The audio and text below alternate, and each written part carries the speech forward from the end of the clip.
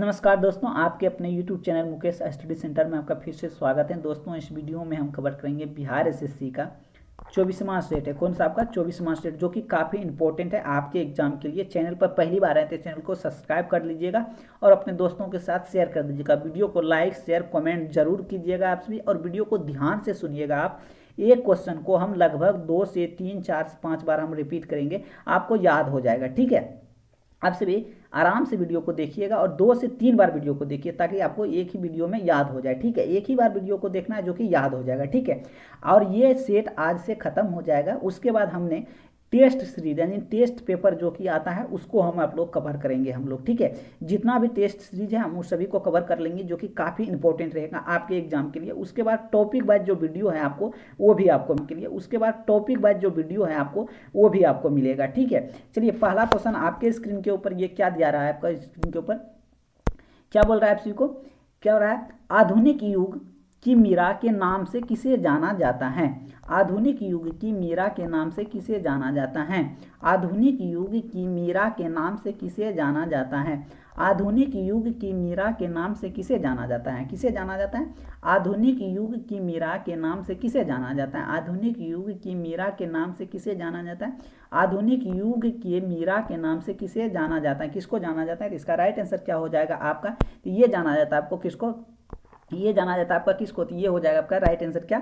महादेवी वर्मा को। किसको? महादेवी वर्मा को आधुनिक युग की मीरा के नाम से जाना जाता है। किसको? महादेवी वर्मा को आधुनिक युग की मीरा के नाम से जाना जाता है। इसको याद रखिएगा आप सभी। नेक्स्ट हम लोग देखते हैं। नेक्स्ट आइए आपके स्क्रीन के ऊपर क्या बोल रहा है आप सभी को। बजट को किस सूची में रखा गया है? बजट को किस सूची में रखा गया है? बजट को किस सूची में रखा गया? बजट को किस सूची में रखा गया? ठीक है, बजट को किस सूची में रखा गया? बजट को किस सूची में रखा गया? बजट को किस सूची में रखा गया? तो इसका राइट आंसर क्या होगा?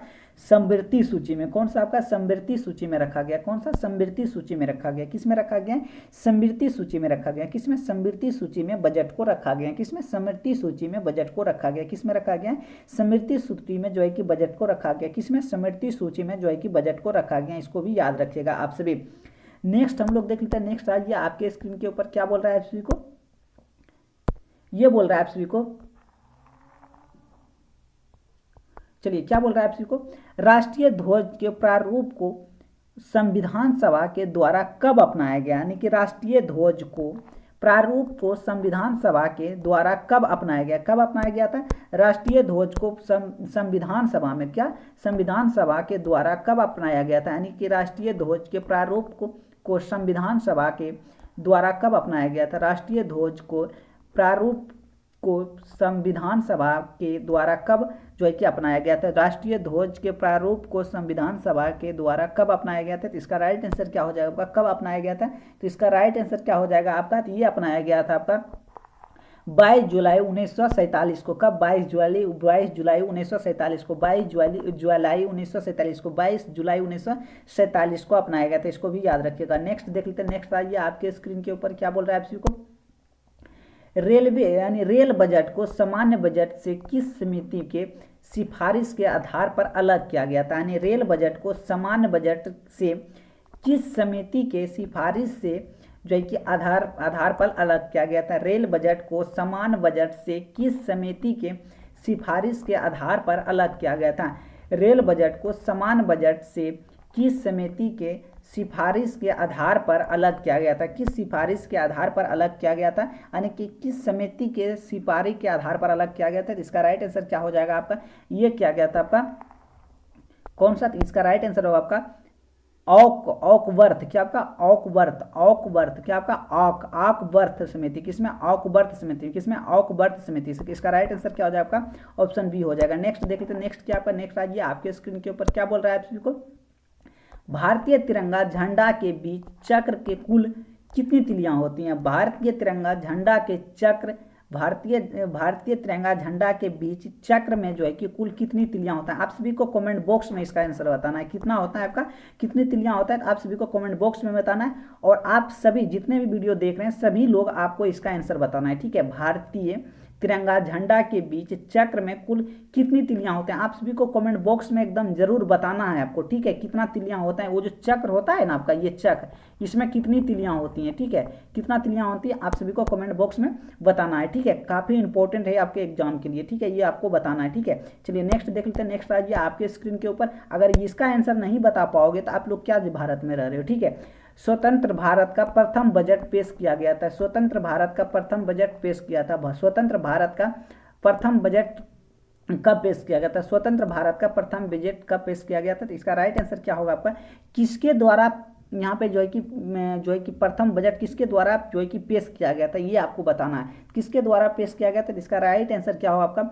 आर के सेक्रेटरी के द्वारा। किसके द्वारा? आर के मनुष्खम शेट्टी ने, आर के मनुष्खम शेट्टी ने किया था। इसका राइट आंसर क्या होगा आपका? ए नंबर। नेक्स्ट चलते हैं हम लोग। नेक्स्ट आइए आपके स्क्रीन के ऊपर क्या बोल रहा है आप सभी को? भारत का राष्ट्रीय कैलेंडर को भारत सरकार के द्वारा कब अपनाया गया? भारत का राष्ट्रीय कैलेंडर को भारत सरकार के द्वारा कब अपनाया गया था? भारत सरकार जो है कि राष्ट्रीय कैलेंडर को भारत सरकार जो है कि कब अपनाया गया था? तो इसका राइट आंसर क्या हो जाएगा? कब अपनाया गया था? तो इसका राइट आंसर होगा आपका क्या? तो ये अपनाया गया था आपका कब? तो ये 22 मार्च 1957 को, 22 मार्च 1957 को अपनाया गया था। भारत का राष्ट्रीय कैलेंडर को भारत सरकार के द्वारा कब अपनाया गया था? तो 22 मार्च 1957 को। नेक्स्ट देख लेते हैं। नेक्स्ट आइए आपके स्क्रीन के ऊपर। भारत का राष्ट्रीय जलीय जीव क्या है? भारत का राष्ट्रीय जलीय जीव क्या है? भारत का राष्ट्रीय जलीय जीव क्या है? भारत का राष्ट्रीय जलीय जीव क्या है? तो इसका राइट आंसर क्या होगा आपका? डॉल्फिन। डॉल्फिन जो है कि भारत का राष्ट्रीय जलीय जीव है। डॉल्फिन क्या है आपका? भारत का राष्ट्रीय जलीय जीव है, इसको भी याद रखिएगा। भेंट, VAT, भेंट को सर्वप्रथम किस राज्य ने अपनाया? भेंट को सर्वप्रथम किस राज्य ने अपनाया? भेंट को सर्वप्रथम किस राज्य ने अपनाया? भेंट को सर्वप्रथम किस राज्य ने अपनाया? तो इसका राइट आंसर क्या हो जाएगा आपका? किस राज्य ने अपनाया? तो ये हो जाएगा आपका कौन सा? हरियाणा। कौन सा आपका? हरियाणा। कौन सा? हरियाणा ने अपनाया। कहाँ अपनाया आपका? हरियाणा। हरियाणा ने जो है कि सर्वप्रथम इसको अपनाया था, इसको भी याद रखिएगा। नेक्स्ट हम लोग देखते हैं। नेक्स्ट आइए आपके स्क्रीन के ऊपर क्या बोल रहा है आप सभी को? प्रथम हिंदी सम्मेलन 1975 ईस्वी में कहाँ संपन्न हुआ था? प्रथम हिंदी सम्मेलन 1975 ईस्वी में कहाँ पर संपन्न हुआ था? कहाँ पे संपन्न हुआ था? ये हुआ था आपका प्रथम हिंदी सम्मेलन 1975 ईस्वी में कहाँ पर संपन्न हुआ था? कहाँ पे संपन्न हुआ था? इसका राइट आंसर क्या हो जाएगा आपका? कहाँ पे संपन्न हुआ था? ये हुआ था आपका नागपुर में। कहाँ हुआ था आपका? नागपुर में। कहाँ हुआ था आपका? नागपुर में संपन्न हुआ था। कहाँ हुआ था आपका? नागपुर में संपन्न हुआ था। नेक्स्ट हम लोग देखते हैं। नेक्स्ट आइए आपके स्क्रीन के ऊपर क्या बोल रहा है आप सभी को? सेनवेट का संबंध किससे है? सेनवेट का संबंध किससे है? सेनवेट का संबंध किससे है? सेनवेट का संबंध किससे है? सेनवेट का संबंध किससे है? सेनवेट का संबंध किससे है? तो ये आपका उत्पाद शुक्ल से। किससे आपका? उत्पाद शुक्ल से। किससे आपका? उत्पाद शुक्ल से। किससे आपका? उत्पाद शुक्ल से। किससे आपका? उत्पाद शुक्ल से जो है कि सेनवेट का संबंध है, इसको भी याद रखिएगा। नेक्स्ट हम लोग देखते हैं। नेक्स्ट आइए आपके स्क्रीन के ऊपर क्या बोल रहा है आप सभी को? विश्व की सबसे प्राचीन लिखित भाषा किसको माना जाता है? विश्व की सबसे प्राचीन लिखित भाषा किसको माना जाता है? विश्व की सबसे प्राचीन लिखित भाषा किसको माना जाता है? विश्व की सबसे प्राचीन लिखित भाषा किसको माना जाता है? तो इसका राइट आंसर क्या हो जाएगा आपको? किसको माना जाता है? तो ये माना जाता है आपका सुमेरियन को। किसको आपका? सुमेरियन को। किसको आपका? सुमेरियन को। किसको? सुमेरियन को। किसको माना जाता है? सुमेरियन को माना जाता है। किसको? सुमेरियन को माना जाता है। किसको माना जाता है आपको? सुमेरियन को माना जाता है आप सभी को। भारतीय संविधान के 8वीं अनुसूची में कितनी भाषाओं को सम्मिलित किया गया था, यानी कितनी भाषा को जोड़ा गया था? भारतीय संविधान के 8वीं अनुसूची में कितनी भाषा को जोड़ा गया था, यानी कि मिलाया गया था? इसको भी याद रखिएगा। भारतीय संविधान के 8वीं अनुसूची में कितनी संविधान को मिलाया गया था? भारतीय संविधान के 8वीं अनुसूची में कितनी जो है कि भाषा को मिलाया गया था? तो इसका राइट आंसर क्या हो जाएगा आपका? तो ये मिलाया गया था आपको 22 भाषा को। कितना? 22 भाषा को मिलाया गया था। कितना? 22 भाषा को मिलाया गया था। कितना? भारतीय संविधान के 8वीं अनुसूची में कितनी भाषा को सम्मिलित किया गया था? तो ये आपका 22 भाषा को सम्मिलित किया गया था। कितना? 22 भाषा को सम्मिलित किया गया था। इसको भी याद रखिएगा आप सभी। बोल रहा है आप सभी को सत्यमेव जयते कहाँ से लिया गया है? सत्यमेव जयते कहाँ से लिया गया? सत्यमेव जयते कहाँ से लिया गया? सत्यमेव जयते कहाँ से लिया गया? सत्यमेव जयते कहाँ से लिया गया है? सत्यमेव जयते कहाँ से लिया गया है? तो इसका राइट आंसर क्या होगा आपका? सत्यमेव जयते कहाँ से लिया गया? तो ये लिया आपका मुंडको से, कहाँ आपका मुंडकोपनिषद से लिया गया, कहाँ से आपका मुंडकोपनिषद से लिया गया, कहाँ मुंडकोपनिषद से लिया गया, मुंडकोपनिषद से लिया गया, इसको भी याद रखिएगा। सत्यमेव जयते कहाँ से लिया गया, मुंडकोपनिषद से लिया गया, कहाँ मुंडकोपनिषद से लिया गया, इसको भी याद रखिएगा। आप नेक्स्ट हम लोग देखते हैं, नेक्स्ट आइए आपके स्क्रीन के ऊपर क्या बोल रहा है आप को, भारत में सर्वाधिक बोली जाने वाली भाषा कौन है, भारत में जो है कि सर्वाधिक बोली जाने वाली भाषा कौन है, भारत में सर्वाधिक बोली जाने वाली भाषा कौन है, भारत में सर्वाधिक बोली जाने वाली भाषा कौन है आपका, तो हिंदी है। कौन सा आपका, हिंदी। हिंदी जो है कि भारत में अधिक बोली जाती है। भारत में सर्वाधिक बोली जाने वाली भाषा कौन है आपका, हिंदी। इसका राइट आंसर क्या होगा आपका, हिंदी। नेक्स्ट देखते हैं हम लोग, नेक्स्ट आइए आपके स्क्रीन के ऊपर क्या बोल रहा है उसका, आधुनिक युग का तुलसी किसे कहा जाता है, आधुनिक युग का तुलसी किसे कहा जाता है, आधुनिक युग का तुलसी किसे कहा जाता है, आधुनिक युग का तुलसी किसे कहा जाता है, आधुनिक युग का तुलसी किसे कहा जाता है। इसका राइट आंसर क्या हो जाएगा, मैथिली शरण गुप्त को। किसको कहा जाता है, मैथिली शरण गुप्त को। किसको कहा जाता है, मैथिली शरण गुप्त को। किसको कहा जाता है, मैथिली शरण गुप्त को। किसको कहा जाता है, मैथिली शरण गुप्त को जो है कि आधुनिक युग का तुलसी कहा जाता है। किसको कहा जाता है, आधुनिक युग का तुलसी किसको कहा जाता है, मैथिली शरण गुप्त को। नेक्स्ट हम लोग देखते हैं, नेक्स्ट आइए आपके स्क्रीन के ऊपर क्या बोल रहा है आप को, संस्कृत व्याकरण के जनक किसे माना जाता है, संस्कृत व्याकरण के जनक किसे माना जाता है, संस्कृत व्याकरण के जनक किसे माना जाता है, संस्कृत व्याकरण के जनक किसे माना जाता है, संस्कृत व्याकरण का जनक किसे माना जाता है। इसका राइट आंसर हो जाएगा आपका पन्नी को। किसको, आपका पन्नी को। पन्नी को जो है कि संस्कृत व्याकरण का जनक माना जाता है। किसको, पन्नी को जो है कि आपका संस्कृत व्याकरण के जनक माना जाता है। किसको, पाणिनि को जो है कि आपका संस्कृत व्याकरण का जनक माना जाता है। संस्कृत व्याकरण का जनक किसे माना जाता है, किसे माना जाता है आपका, पन्नी को। ऑप्शन हो जाएगा आपका डी नंबर। नेक्स्ट हम लोग देखते हैं, नेक्स्ट आइए आपके स्क्रीन के ऊपर क्या बोल रहा है आपको, संसार का सबसे बड़ा महाकाव्य कौन सा है, संसार का सबसे बड़ा महाकाव्य कौन सा है, संसार का सबसे बड़ा महाकाव्य कौन है। तो इसका राइट आंसर क्या हो जाएगा, महाभारत। कौन है आपका, महाभारत। कौन आपका, महाभारत है। कौन है आपका, महाभारत है। महाभारत है। कौन है आपका, महाभारत है। कौन है आपका, महाभारत है। इसको भी याद रखिएगा, महाभारत है, इसको भी याद रखिएगा। नेक्स्ट हम लोग देखते हैं, नेक्स्ट आइए आपके स्क्रीन के ऊपर क्या बोल रहा है आपको, हिंदी विषय के लिए प्रथम ज्ञानपीठ पुरस्कार किसे प्रदान किया जाता है, हिंदी विषय के लिए प्रथम ज्ञानपीठ पुरस्कार किसे प्रदान किया जाता है, हिंदी विषय के लिए प्रथम ज्ञानपीठ पुरस्कार किसे प्रदान किया जाता है, हिंदी विषय के लिए प्रथम ज्ञानपीठ पुरस्कार किसे प्रदान किया जाता है। इसको किया जाता है आपका सुमित्रानंद पंत को। किसको किया जाता है, सुमित्रानंद पंत को। किसको, सुमित्रानंद पंत को। किसको, सुमित्रानंद पंत को किया जाता है। किसको, सुमित्रानंद पंत को। किसको, सुमित्रानंद पंत को किया जाता है। इसको भी याद रखिएगा। नेक्स्ट देख लेते हैं, नेक्स्ट आइए आपके स्क्रीन के ऊपर क्या बोल रहा है आपको, सबसे अधिकार बार बजट किसे पेश किया गया, सबसे अधिक बार बजट किसने पेश किया है। ठीक है, सबसे अधिक बार बजट किसने पेश किया, सबसे अधिक बार बजट किसने पेश किया, सबसे अधिक बार बजट किसने पेश किया, सबसे अधिक बार बजट किसने पेश किया। तो इसका राइट आंसर क्या हो जाएगा आपका, मोरारजी देसाई। कौन सा आपका, मोरारजी देसाई। कौन सा आपका, मोरारजी देसाई सबसे अधिक बार बजट को पेश किया। कौन किया था आपका, मोरारजी देसाई। कब का आपका, मोरारजी देसाई। इसका राइट आंसर क्या हो जाएगा आपका डी नंबर। नेक्स्ट हम लोग देखते हैं, नेक्स्ट क्या आपका, नेक्स्ट आइए आपके स्क्रीन के ऊपर क्या बोल रहा है आपको, भारत का शेक्सपियर किसे कहा जाता है, भारत का शेक्सपियर किसे कहा जाता है, भारत का शेक्सपियर किसे कहा जाता है, भारत का शेक्सपियर किसे कहा जाता है, भारत का शेक्सपियर किसे कहा जाता है, भारत का शेक्सपियर किसे कहा जाता है, भारत का शेक्सपियर किसे कहा जाता है, भारत का शेक्सपियर किसे कहा जाता है। तो इसका राइट आंसर क्या हो जाएगा आपका, कालिदास को। किसको कहा जाता है आपको, कालिदास को। भारत का शेक्सपियर किसे कहा जाता है, तो कालिदास को। भारत का शेक्सपियर किसे कहा जाता है, कालिदास को। भारत का शेक्सपियर कालिदास को कहा जाता है, इसको भी याद रखिएगा। नेक्स्ट देख लेते हैं, नेक्स्ट आइए आपके स्क्रीन के ऊपर क्या बोल रहा है आपको, भारत का राष्ट्रीय गान जन गण मन को सर्वाधिक सभा में संविधान सभा के कब अपनाया गया था, यानी कि भारत का राष्ट्रीय गान जन मन गण को संविधान सभा में कब अपनाया गया था, भारत का राष्ट्रीय गान जन गण मन को संविधान सभा को कब अपनाया गया था, कब अपनाया था, भारत के राष्ट्रीय गान जन गण मन को संविधान सभा ने कब अपनाया था, ऐसा भारत का राष्ट्रीय गान जन गण मन को संविधान सभा ने कब अपनाया गया था। तो इसका राइट आंसर क्या हो जाएगा आपका, ये अपनाया था आपका कब, ये अपनाया था आपका 14 जनवरी 1950 को, 14 जनवरी 1950 को, 14 जनवरी 1950 को अपनाया था, 14 जनवरी 1950 को। नेक्स्ट हम जो देखते हैं, नेक्स्ट आइए आपके स्क्रीन के ऊपर क्या बोल रहा है आपको, राष्ट्रीय गान को गाने में कितना समय लगा था, राष्ट्रीय गान को कितना समय लगता है गाने में, राष्ट्रीय गान को गाने में कितना समय लगता है, राष्ट्रीय गान को गाने में कितना समय लगता है। आप सभी को कमेंट बॉक्स में बताना है कि राष्ट्रीय गान को कितना समय में गाया जाता है, राष्ट्रीय गान को कितना समय में गाया जाता है। आप सभी को कमेंट बॉक्स में बताना है। इसका भी ये रहा आपका HW है क्वेश्चन, ठीक है। आप सभी को कमेंट बॉक्स में बताना है कि राष्ट्रीय गान को गाने में कितना समय लगा, इसको आप सभी को कमेंट बॉक्स में बताना है। और सभी का कमेंट हम देखेंगे कि राष्ट्रीय गान को गाने में कितना समय लगता है, आप सभी का कमेंट देखेंगे, ठीक है। जिसका सबसे पहले आएगा उसको प्राइज दिया जाएगा, ठीक है।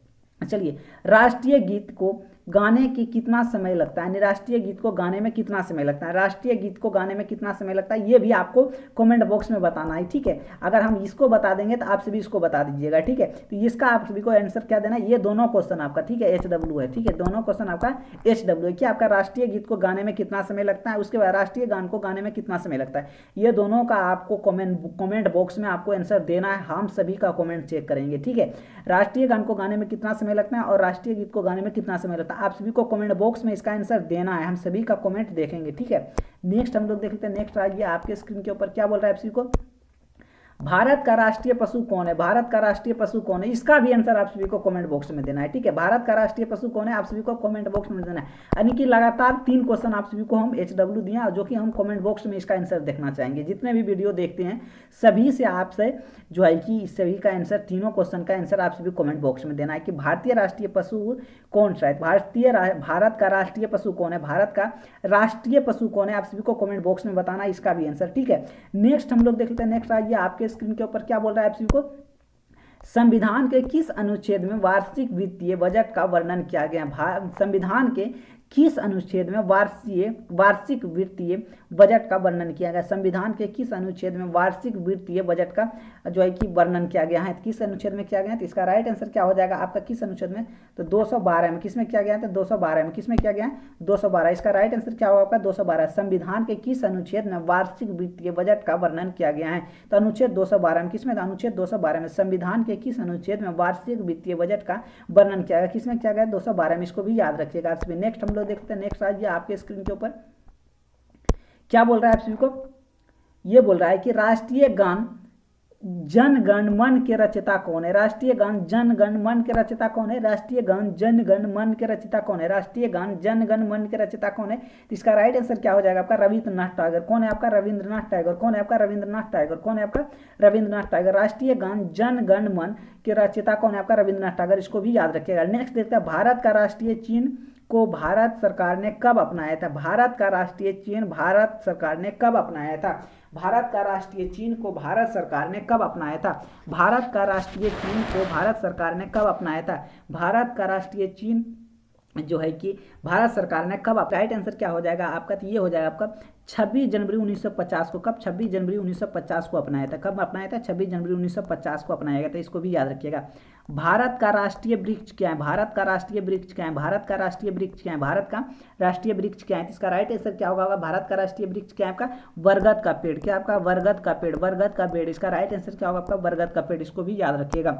नेक्स्ट हम लोग देखते हैं। नेक्स्ट आइए, आपके स्क्रीन के ऊपर क्या बोल रहा है, महाभारत के रचयिता कौन है, महाभारत के रचयिता कौन है, महाभारत का रचयिता कौन है। इसका राइट आंसर क्या हो जाएगा आप सभी का, महाभारत का रचयिता कौन है। इसका राइट आंसर होगा वेद व्यास। कौन आपका, वेद व्यास। वेद व्यास जो है कि महाभारत का रचयिता। इसको भी याद रखिएगा आप सभी। नेक्स्ट देख लेते हैं। नेक्स्ट आइए, आपके स्क्रीन के ऊपर क्या बोल रहा है आप सभी को, प्रत्येक वर्ष हिंदी दिवस किस तिथि को मनाया जाता है, प्रत्येक वर्ष हिंदी दिवस का किस तिथि को मनाया जाता है, प्रत्येक वर्ष हिंदी दिवस किस तिथि को मनाया जाता है, प्रत्येक वर्ष हिंदी दिवस किस तिथि को मनाया जाता है। इसका राइट आंसर क्या हो जाएगा आपका, तो ये 14 सितंबर को। कब मनाया जाता है, 14 सितंबर को प्रत्येक वर्ष हिंदी दिवस के रूप में मनाया जाता है। आप सभी को बताना है क्या, कि प्रत्येक वर्ष हिंदी दिवस किस तिथि को मनाया जाता है। तो ये मनाया जाता है आपका 14 सितंबर को। और 14 नवंबर को क्या मनाया जाता है, आप सभी को कमेंट बॉक्स में बताना है, और किसका जयंती है, ठीक है। 14 नवंबर को क्या मनाया जाता है, कौन सा दिवस के रूप में मनाया जाता है, और जो है कि किसका जन्म तिथि, आप सभी को कमेंट बॉक्स में बताना है, ठीक है। इसका आंसर कहाँ देना है आपको, कमेंट बॉक्स में। नेक्स्ट देखते हैं। नेक्स्ट ये आपके स्क्रीन के ऊपर क्या बोल रहा है आप सभी को, भारतीय बजट के प्रणेता किससे माना जाता है, भारतीय बजट के प्रणेता किसे माना जाता है, भारतीय बजट के प्रणेता किसे माना जाता है। तो इसका राइट आंसर क्या हो जाएगा आपका, किसको माना जाता है, ये हो जाएगा आपका किसको, जेम्स बिलियंस को, किसको, जेम्स बिलियंस को माना जाता है, किसको, जेम्स बिलियन को माना जाता है। इसका राइट आंसर होगा जेम्स बिलियन। नेक्स्ट चलते हैं, नेक्स्ट आइए आपके स्क्रीन के ऊपर, बैट संबंधित है, किसका, आपका बैट संबंधित है, किससे बैट संबंधित है, आपका बैट किससे संबंधित है। इसका राइट आंसर क्या हो जाएगा, आपका बैट संबंधित है किससे, ये आपका बिक्री कर से, किससे, आपका बिक्री कर से संबंधित है, किससे, आपका बिक्री कर से संबंधित है। बैट, वेट जो है कि किससे संबंधित है, आपका बिक्री कर से संबंधित है, क्या आपका बिक्री कर से संबंधित है, बिक्री कर से जो है कि बैट संबंधित है, बिक्री कर से जो है कि आपका बैट संबंधित है। एक जगह आपको बैट हमने पढ़ाया BAT बैट, वहां पे आपको आंसर जो हमने बताया है, क्या बताया था, आपका उत्पाद शुल्क से, जो कि वो गलत है, इसको आप गलत कर लीजिएगा। इसका राइट आंसर क्या होगा, आपका बिक्री कर, क्या आपका बिक्री कर हो जाएगा, ठीक है, इसको आप सुधार लीजिएगा। इसके लिए बहुत बहुत सॉरी, जो कि मैंने गलत बता दिया आपको, उत्पादक शुल्क, ये होगा आपका बिक्री कल से होगा, ठीक है, इसको भी याद रखिएगा आप सभी। यानी उत्पादक शुल्क वही हुआ आपका, बिक्री कल वही होता है दोनों, ठीक है। नेक्स्ट हम लोग देखते हैं, नेक्स्ट आइए आपके स्क्रीन के ऊपर, लेकिन सही आंसर होगा आपका बिक्री कर, उसको भी याद रखिएगा, सटीक आंसर वही होगा, ठीक है। राष्ट्रीय गान को पहली बार 1911 में भारतीय राष्ट्रीय कांग्रेस के किस अधिवेशन में गाया गया था। राष्ट्रीय गान को पहली बार 1911 में भारतीय राष्ट्रीय कांग्रेस के किस अधिवेशन में गाया गया था, किस अधिवेशन में गाया गया था। इसका राइट आंसर क्या हो जाएगा, कोलकाता अधिवेशन में। कब गाया था, कोलकाता अधिवेशन में। कोलकाता अधिवेशन में राष्ट्रीय गान को 1911 ईस्वी में सबसे पहले गाया गया था, इसको भी याद रखिएगा आप सभी। नेक्स्ट हम लोग देखते हैं, नेक्स्ट आइए आपके स्क्रीन के ऊपर, क्या बोल रहा है आप सभी को, राष्ट्रीय गीत को सर्वप्रथम 1896 में कांग्रेस के किस अधिवेशन में गाया गया था। राष्ट्रीय गीत को सर्वप्रथम 1896 में कांग्रेस के किस अधिवेशन में गाया गया। राष्ट्रीय गीत को सर्वप्रथम 1896 में कांग्रेस के किस अधिवेशन में गाया गया था। इसका राइट आंसर क्या हो जाएगा, आपका कोलकाता अधिवेशन में। किसमें, कोलकाता अधिवेशन में। इसका राइट आंसर क्या होगा, आपका बी नंबर। नेक्स्ट चलता है, नेक्स्ट आइए आपके स्क्रीन के ऊपर, राष्ट्रीय गीत वंदे मातरम, राष्ट्रीय गीत वंदे मातरम का प्रथम प्रकाशन किस ग्रंथ में किया गया था। राष्ट्रीय गीत वंदे मातरम का प्रथम प्रकाशन किस ग्रंथ में किया गया था। राष्ट्रीय गीत वंदे मातरम का प्रथम प्रकाशन किस ग्रंथ में किया गया था। इसका राइट आंसर क्या हो जाएगा, आपका यह हुआ था आपका उपन्यास आनंद मठ में। किससे, आनंद मठ में। किसमें, आनंद मठ में। किसमें, आनंद मठ में किया गया, इसको भी याद रखिएगा। नेक्स्ट हम लोग देखते हैं, नेक्स्ट आइए आपके स्क्रीन के ऊपर, क्या बोल रहा है आप को, राष्ट्रीय गान का प्रकाशन सर्वप्रथम कहाँ किया गया था। राष्ट्रीय गान का प्रकाशन सर्वप्रथम कहाँ गया था। राष्ट्रीय गान का प्रकाशन सर्वप्रथम कहाँ किया गया था। राष्ट्रीय गान का प्रकाशन सर्वप्रथम कहाँ किया गया था। इसका राइट आंसर क्या होगा आपका, ये आपका पत्रिका में। कहाँ, आपका तत्वबोधिनी पत्रिका में। कौन, आपका तत्वबोधिनी पत्रिका में। कौन सा, आपका तत्वबोधि पत्रिका में जो है कि सबसे पहले प्रकाशित किया गया था। कहाँ किया गया था, तत्वबोधिनी पत्रिका में। कहाँ, तत्वबोधिनी पत्रिका में किया गया था, इसको भी याद रखिएगा। भारत का राष्ट्रीय फूल क्या है। भारत का राष्ट्रीय फूल क्या है, इसका आप सभी को कमेंट बॉक्स आंसर में देना है, ठीक है। कमेंट बॉक्स में देना है कि भारत का राष्ट्रीय फूल क्या है, आप सभी को कमेंट बॉक्स में देना है, ठीक है। नेक्स्ट देख लेते हैं, नेक्स्ट आइए आपके स्क्रीन के ऊपर, क्या बोल रहा है आप सभी को, राष्ट्रीय गीत वंदे मातरम को रचयिता। राष्ट्रीय गीत वंदे मातरम की रचयिता। राष्ट्रीय गीत वंदे मातरम के रचयिता। राष्ट्रीय गीत वंदे मातरम के रचयिता कौन है। तो इसका राइट आंसर क्या होगा, आपका बंकिम चंद्र चटर्जी। कौन का, आपका बंकिम चंद्र चटर्जी। कौन का, आपका बंकिम चंद्र चटर्जी, इसको भी याद रखिएगा आप सभी। नेक्स्ट हम लोग देखिए, तो नेक्स्ट आइए आपके स्क्रीन के ऊपर, क्या बोल रहा है आप सभी को, भारत के झंडा कितने लेख कौन है। भारत के गीत के लेखक कौन है। भारत के गीत के लेखक कौन है। भारत के झंडा गीत के लेखक कौन है। भारत के झंडा गीत के लेखक कौन है आपका, भारत के झंडा गीत के लेखक कौन है। भारत के झंडा गीत के लेखक कौन है। भारत के झंडा गीत के लेखक कौन है। भारत के झंडा लिख के लेखक कौन है। इसका राइट आंसर क्या होगा आपका, किसने लिखा है, तो ये लिखा है आपका श्यामलाल गुप्त ने। किसने लिखा है, आपका श्यामलाल गुप्त ने लिखा है। भारत के झंडा गीत के लेखक कौन है आपका, तो ये आपका श्यामलाल गुप्त है। कौन, आपका श्यामलाल गुप्त है, इसको भी याद रखिएगा आप सभी। नेक्स्ट हम लोग देख लेते हैं, नेक्स्ट आइए आपके स्क्रीन के ऊपर, क्या बोल रहा है आप सभी को, ये बोल रहा है प्रथम हिंदू विधि निर्माता कौन थे। प्रथम हिंदू विधि निर्माता कौन थे। प्रथम हिंदू विधि निर्माता कौन थे। प्रथम हिंदू विधि निर्माता कौन थे। प्रथम हिंदू विधि निर्माता कौन थे। प्रथम हिंदू विधि निर्माता कौन थे। इसका राइट आंसर होगा आपका मनु। कौन थे, आपका मनु। कौन थे, आपका मनु। इसका राइट आंसर होगा आपका मनु, इसको भी याद रखिएगा। भारत का आइंस्टीन किसे कहा जाता है। भारत का आइंस्टीन किसे कहा जाता है। भारत का आइंस्टीन किसे कहा जाता है। भारत का आइंस्टीन किसे कहा जाता है। भारत का आइंस्टीन किसे कहा जाता है। इसका राइट आंसर क्या होगा, नागार्जुन को भारत का आइंस्टीन कहा जाता है। नागार्जुन को भारत का आइंस्टीन कहा जाता है। नागार्जुन को भारत का आइंस्टीन कहा जाता है। चलिए फिर हम मिलते हैं नेक्स्ट वीडियो में, तब तक के लिए बाय बाय। चैनल पर पहली बार आए तो चैनल को सब्सक्राइब कर दीजिएगा, और जितने भी आप सभी को हम क्वेश्चन दिए हैं और उसका जो कि बोले कमेंट बॉक्स में आंसर देने के लिए, सभी लोग आप सभी जो है कि कमेंट बॉक्स में आंसर दीजिएगा। और सभी का कमेंट हम देखेंगे, जो कि काफ़ी इंपॉर्टेंट सब क्वेश्चन है, वो सब आप लोग नहीं जानिएगा तो छोटी छोटी क्वेश्चन है, अगर वो सब नहीं जानिएगा तो आप लोग क्या जानते हैं, ठीक है। वो सभी का आंसर आप सभी को कमेंट बॉक्स में देना है, जितने भी वीडियो को देखते हैं, ठीक है। और वीडियो को लाइक शेयर कमेंट जरूर कीजिएगा। मिलते हैं हम नेक्स्ट वीडियो में, तब तक के लिए बाय बाय, जय हिंद दोस्तों।